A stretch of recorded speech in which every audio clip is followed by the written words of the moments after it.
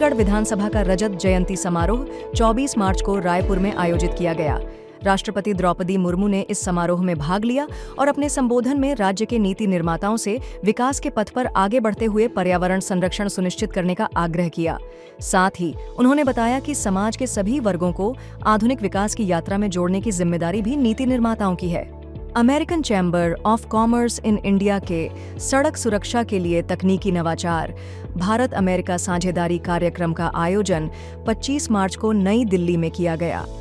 केंद्रीय सड़क परिवहन और राजमार्ग मंत्री नितिन गडकरी ने इस कार्यक्रम में कहा कि सरकार ने रोजगार के नए अवसरों के सृजन के लिए सामाजिक और आर्थिक रूप से पिछड़े क्षेत्रों में 2000 ड्राइविंग ट्रेनिंग स्कूल स्थापित करने का निर्णय लिया है। खेलो इंडिया पैरा गेम्स 2025 का 27 मार्च को नई दिल्ली में समापन समारोह आयोजित किया गया। सप्ताह भर चलने वाले इस पैरालंपिक समारोह में विभिन्न राज्यों और केंद्र शासित प्रदेशों से 1300 से अधिक पैरा एथलीटों ने भाग लिया। प्रतियोगिता में 34 स्वर्ण, 39 रजत और 31 कांस्य पदकों के साथ हरियाणा पहले स्थान पर रहा, जबकि 28 स्वर्ण, 19 रजत और 27 कांस्य पदकों के साथ तमिलनाडु दूसरे स्थान पर रहा। प्रधानमंत्री नरेंद्र मोदी ने 27 मार्च को Japan association of corporate executives Keizai Doyukai के प्रतिनिधिमंडल से मुलाकात की, जिसका नेतृत्व इसके अध्यक्ष ताकेशी नीनामी ने किया। इस दौरान भारत जापान द्विपक्षीय व्यापार को मजबूत करने, निवेश के अवसरों को बढ़ाने और कृषि, समुद्री उत्पाद, अंतरिक्ष, रक्षा, बीमा, प्रौद्योगिकी, अवसंरचना, नागरिक उड्डयन, स्वच्छ ऊर्जा, परमाणु ऊर्जा और MSME सहयोग जैसे प्रमुख क्षेत्रों में साझेदारी को बढ़ावा देने पर चर्चा की गई। प्रधानमंत्री ने भारत में जापानी निवेश को सुगम और तीव्र करने के लिए भारत में विकसित जापान प्लस प्रणाली पर प्रकाश डाला।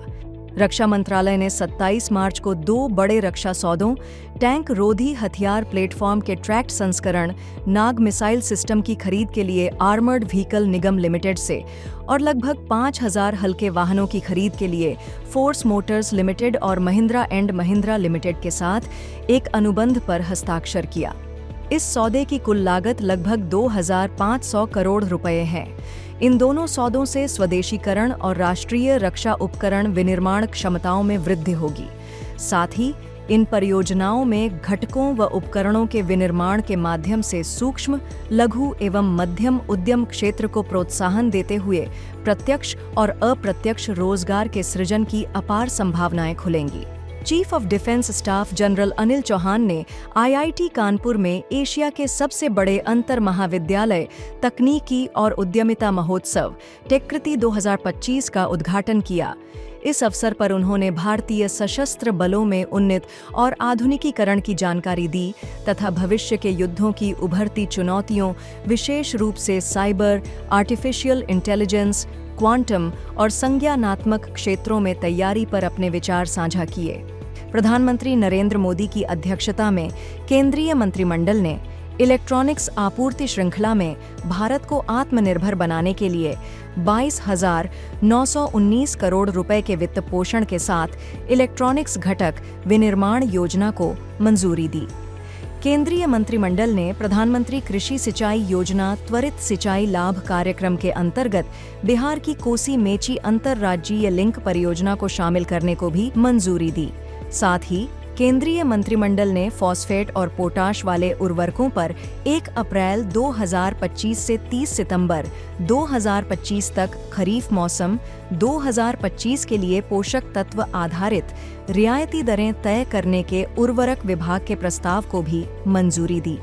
केंद्रीय मंत्रिमंडल ने 1 जनवरी 2025 से केंद्र सरकार के कर्मचारियों को महंगाई भत्ते और पेंशन भोगियों को महंगाई राहत की एक अतिरिक्त किस्त जारी करने का भी निर्णय लिया।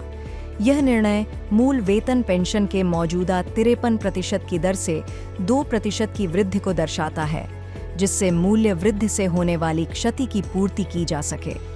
इसके अतिरिक्त केंद्रीय मंत्रिमंडल ने बिहार में पटना से सासाराम तक 4 लेन पहुंच नियंत्रित ग्रीनफील्ड और ब्राउनफील्ड पटना आरा सासाराम कॉरिडोर के निर्माण को भी मंजूरी दी। इस परियोजना को हाइब्रिड एन्युटी मोड पर विकसित किया जाएगा, जिसकी कुल पूंजी लागत 3,712.4 करोड़ रुपए होगी।